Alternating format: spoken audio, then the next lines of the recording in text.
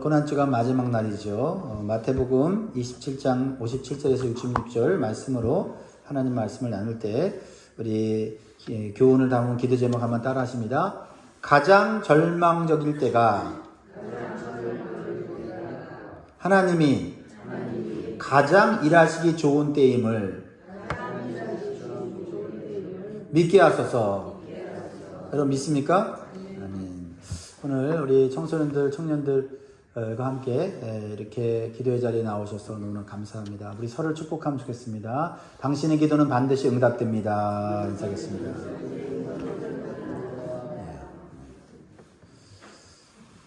사랑하는 성도 여러분, 사람의 기대가 완전히 무너졌을 때 하나님은 그때 역사하십니다. 사람이 아무것도 할 수 없을 때 그때 하나님은 자신이 어떤 분이신지를 보여주기 시작하십니다. 예수님께서 십자가에서 죽으셨을 때 제자들의 모든 기대는 다 무너졌습니다. 또 사람들도 예수님이 십자가에서 죽으셨을 때 이제 다 끝났다라고 생각을 했습니다. 그래서 제자들은 다 도망갔습니다. 자신의 목숨이라도 지키려고 도망간 것입니다. 이렇게 인간의 기대와 소망이 다 사라졌을 때 하나님은 예수님을 무덤 속에서 부활시키십니다. 어떻게 부활시키십니까? 예수님이 완전히 죽었다는 것을 확인시키시고 부활시키십니다. 그리고 그 과정 속에서 등장하는 사람들이 있어요. 하나님은 그들을 통해서 예수님의 부활을 준비하게 만듭니다. 그리고 그들이 의도하지 않았던 부활이 더욱 확실하게 만드는 역할을 하게 합니다. 오늘 우리는 이 사람들을 통해서 우리가 가진 믿음이 어떤 믿음인지를 살펴볼 수 있기를 바랍니다. 자, 첫 번째, 하나님은 위험할 때 용기 있는 믿음의 사람을 통해서 부활을 준비시키십니다. 자, 오늘 57절을 보면 자신도 모르게 부활을 준비한 사람의 이름이 나와요. 누구죠? 57절 같이 읽어볼까요? 시작. 저물었을 때에 아리마대의 부자 요셉이라는 사람이 왔으니 그도 예수의 제자라. 누구라고요? 요셉이에요. 요셉. 아리마대는 동네 이름이고 부자는 그가 재물이 많다라는 것을 말하는 거죠. 근데 그 사람이 누구라고요? 예수님의 제자라는 겁니다. 자, 지금 예수님이 십자가에 못 박혀 돌아가셨을 때 예수님의 제자들은 어떻게 했습니까? 다 도망갔는데 지금 예수님의 제자라고 떡 나타난 사람이 있더라라는 겁니다. 가장 위험할 때 숨어야 되는데 가장 위험할 때 나 예수 믿는 사람이요 라고 말하는 사람이 있더라라는 겁니다. 여러분들은 어떻습니까? 이 아리마대 요셉은요, 평상시에는 조용히 예수를 믿으면서 신앙생활하는 사람이었어요. 사회적으로도 높은 지위에 있는 공의회 회원이었어요. 오늘날 말하면 세닛, 상원 의원과 같은 높은 직책에 있는 사람이고 돈도 좀 있고 재산도 있고 그런 사람인데 하나님을 믿었고요. 그리고 언제부터인가 예수님을 믿기 시작한 거예요. 그런데 조용히 믿었어요. 드러나지를 않았습니다. 근데 이 사람이 언제 나타납니까? 예수님이 살아계실 때가 아니고 예수님이 죽으신 후에 나타났다라는 겁니다. 다시 말하면 상황이 좋을 때가 아니라 상황이 어려워졌을 때 오히려 자신의 믿음을 드러내더라라는 겁니다. 그리고 모든 것을 잃을 각오로 주님의 편에 서는 선택을 합니다. 여러분, 지금 예수님 편에 서는 사람은 아무도 없어요. 예수님 편에 서 있다 그러면 어떻게 해요? 예수님처럼 고통당할 수 있어요. 고난당할 수 있어요. 감옥에 갇힐 수 있어요. 심지어는 죽을 수도 있는데 나 예수님 편에 섰습니다 라고 말할 수 있는 용기가 없기 때문에 다 도망간 겁니다. 그런데 이 요셉은 예수님이 죽으시고 예수 믿는다 말하면은 불이익을 당하는 상황 가운데 나타났다라는 것입니다. 어떤 행동을 합니까? 그래서 어떤 행동을 하죠? 58절에 보면 빌라도에게 가서 예수의 시체를 달라 하니 이에 빌라도가 내주라 명령하고. 빌라도가 그 당시 로마 총독이었는데 깜짝 놀랐을 거예요. 아니 지금 이 시기에 예수님과 관련된 사람들은 지금 불이익을 당하는데 예수님을 달라고 하는 거예요. 예수님의 시체를 달라고 하는 거예요. 이 얘기는 뭡니까? 나 예수 믿는 사람이에요. 나 예수님 사랑합니다. 나 예수님 편에 서는 거예요. 라고 말하는 것과 같습니다. 지금 예수님이 어떻게 돌아가셨어요? 그 당시 돌아가셨을 때는 반역자로 돌아가신 거예요. 반역자로. 반역자로 십자가에서 처형당하셨습니다. 그러니까 그분과 연결되는 자체가 위험한 일이에요. 그래서 예수님의 제자들이 도망간 것입니다. 예수님과 조금만이라도 관계가 있는 사람은 지금 아무 말도 없이 다 숨어 있는 상황입니다. 그런데 요셉은 그 위험을 감수하고 공개적으로 예수님 편에 서 있는 것입니다. 사랑하는 성도 여러분, 진짜 믿음이 언제 드러납니까? 상황이 좋을 때가 아닙니다. 모든 것이 끝난 것처럼 보일 때 드러나는 것이에요. 그래서 믿음은 소망인 거예요. 믿음은 소망인 겁니다. 우리가 진짜 어려울 때 믿음이 드러나지 않으면 그 믿음은 소망이 아니에요. 그 믿음은 아무런 역할도 못하는 거죠. 그런데 위기 때, 어려울 때 자신의 믿음을 드러낼 수 있다는 것은 이 믿음을 어떻게 해요? 자신이 확신하는 거죠. 그리고 그 믿음이 나를 살릴 것이라고 소망하는 것이에요. 할렐루야. 근데요, 더 놀라운 사실이 있어요. 요셉은 몰랐어요. 지금 자신의 행동이 예수님의 부활을 준비하는 일이라고 생각을 못했다 이 말이에요. 예수님의 시체를 달라고 하는 그 이유는 예수님을 사랑했기 때문이에요. 그리고 예수님을 존경했기 때문이에요. 예수님이 살아계실 때 예수님이 전해준 그 말씀, 특별히 복음, 천국에 대한 복음을 들었을 때 이분은 진짜 하나님이 보낸 사람이구나. 하나님이 보낸 메시아라는 것을 믿었어요. 그런데 이 메시아가 갑자기 십자가에 못 박혀 돌아가신 거예요. 그래서 아마 요셉도 실망했을 거예요. 메시아라는 분이 왜 죽을까? 정확하게 깨닫지 못했어도 그 예수님이 주신 그 말씀을 그럼 믿은 거예요. 그리고 예수님 말씀을 믿고 하나님의 나라를 기다렸어요. 하나님 나라가 올 거다. 근데 예수님을 통해서 올 거라는 걸 잘 몰랐던 것 같아요. 그래도 분명한 것은 예수님이 전한 말씀이 진리라고 믿었기 때문에 그는 적어도 예수님에 대한 사랑과 존경을 표해야 된다고 생각을 했어요. 내가 위험을 당해도 나에게 은혜를 주시고 사랑을 주시고 삶에 분명한 목적을 주신 그 예수님에게 내가 예의를 갖춰서 장례식을 치러드리겠다. 여러분 이게 진짜 믿음이에요. 믿음이라는 게 나한테 예수님이 뭔가 기도 응답을 주고 유익을 주면 예수님 믿다가 예수님이 가만히 있고 침묵하고 나한테 아무런 유익을 주지 않는 것 같으면 예수님 버리는 게 그게 믿음이 아니다 이 말이에요. 예수님은 진리이십니다.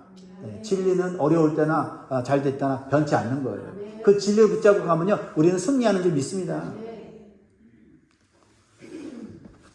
근데요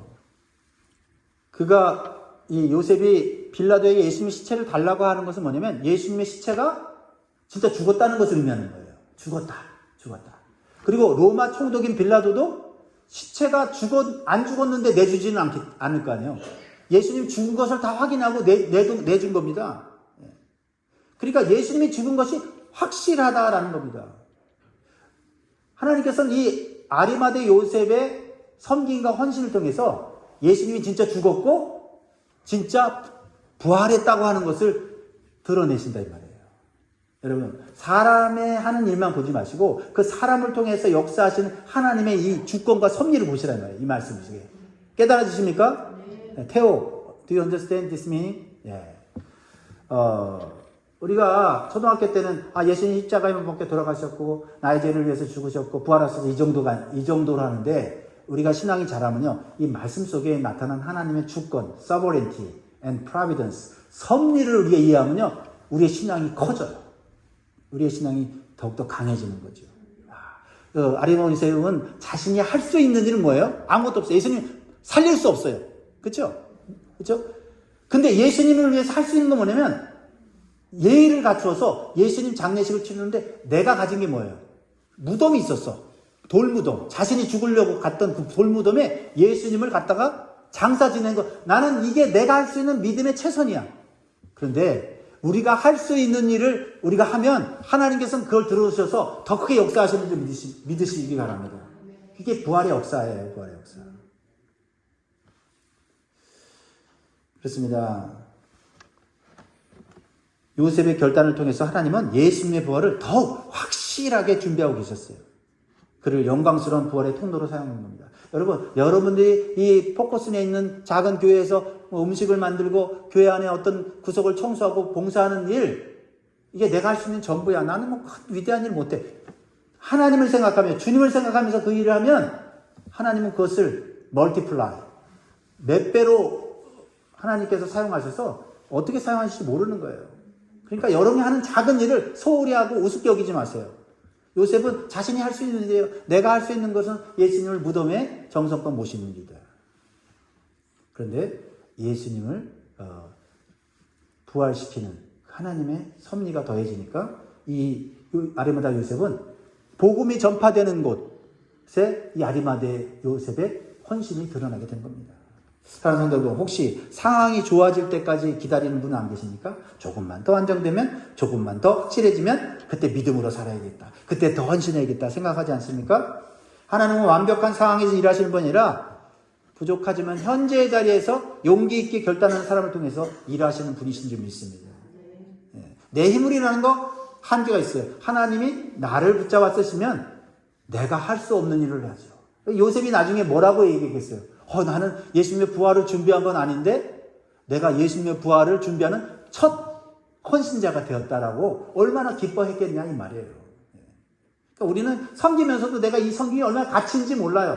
그 가치는 나중에 하나님의 역사를 통해서 드러나는 줄 믿습니다. 두 번째로 나타난 사람들이 있어요. 부활의 도구로 사용된 분들이 계시는데 하나님은 끝까지 그냥 자리를 지키는 사람을 통해서 부활을 준비시키십니다. 그냥 아무것도 한 게 없는데, 그냥 앉아만 있었는데, 그래도 하나님은 그 앉아있는 사람을 통해서 하나님의 부활의 역사를 이루신단 말이에요. 61절이에요. 이 61절 같이 읽습니다. 시작. 거기 막달라 마리아와 다른 마리아가 무덤을 향하여 앉았더라. 여러분, 얼마나 무기력합니까? 이 여인들은 아무것도 지금 할 수 없어요. 그렇죠? 예수님을 붙잡고 운다고 해서 예수님이 살아나는 거 아닙니다. 근데 지금 이 여인들이 하는 거 마지막 행동은 뭐냐면 예수님 시체를 어디로 가지고 가나 지켜보고 있는 거예요. 왜? 이 여인들 중에는 예수님을 통해서 인생이 변화된 사람이 있어요. 귀신이 7마리가 들어갔어. 귀신이 7마리 들어갔으면 정신이 얼마나 헷가닥했겠어요? 얼마나 인생이 불행했겠습니까? 근데 예수님이 7귀신을 물리쳐 주셨어요. 그러니까 이 여인의 인생이 완전히 바뀐 거예요. 예수님을 통해서 자신의 인생이 바뀌었는데 지금 절망적인 건 뭐냐면 예수님이 십자가에 못 박혀 갑자기 돌아가신 거예요. 그 예수님께 내가 사랑을 고백하고 헌신하고 싶은데 예수님 안 계신 거예요.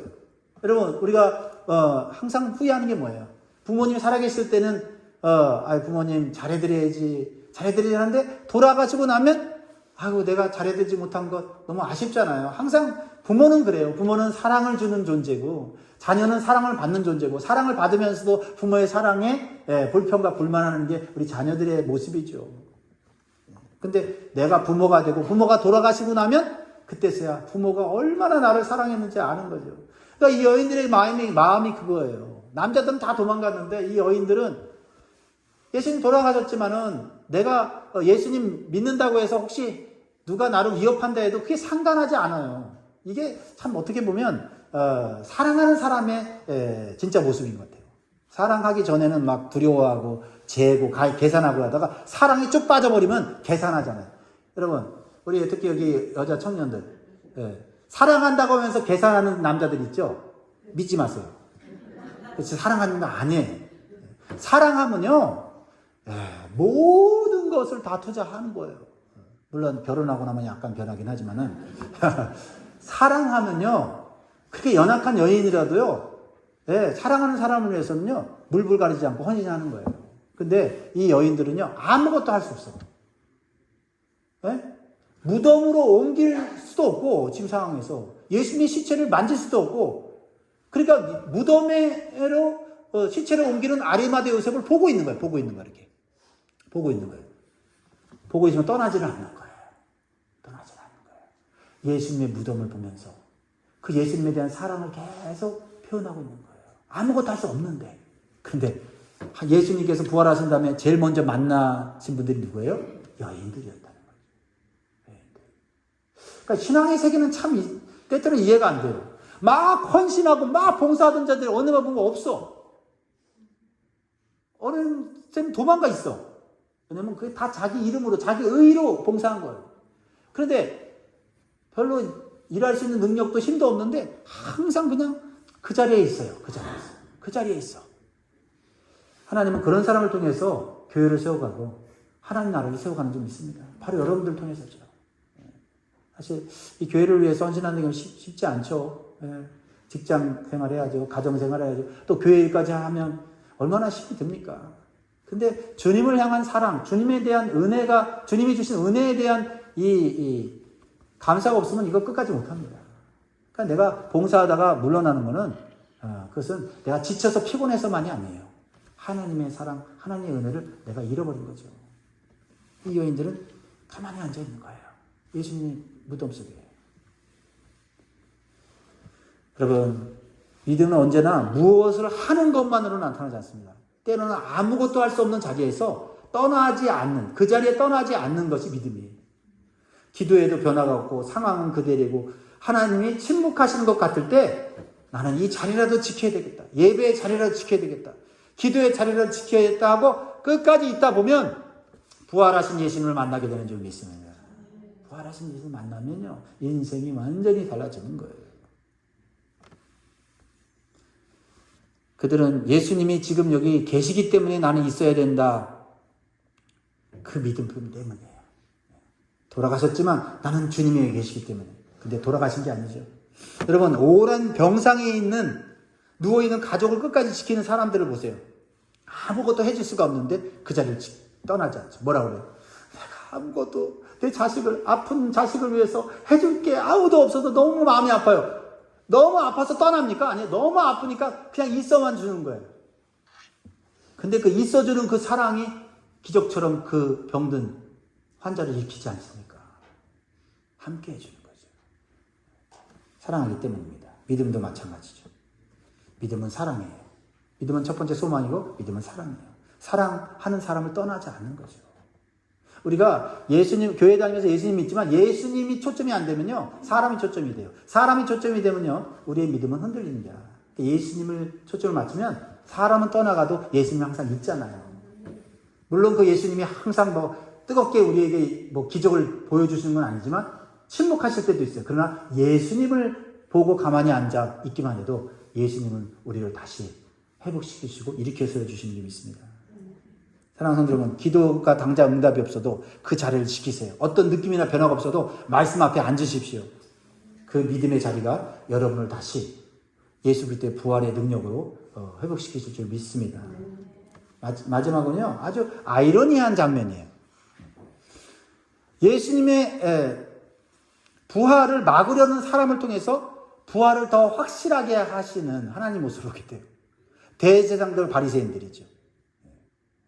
자, 62절부터 보면요,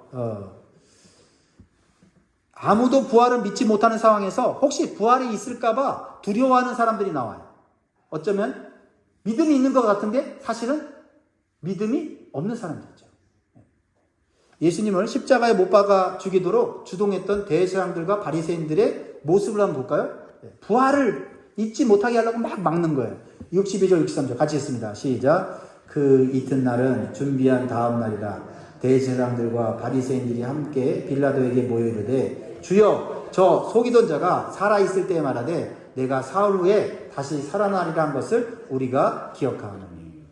참 아이러니하지 않습니까? 뭘 기억한다고요? 예수님이 살아계실 때 다시 사흘 만에 살아난다고 하는 얘기를 들었습니다. 사실 이 말씀은 누가 기억해야 돼요?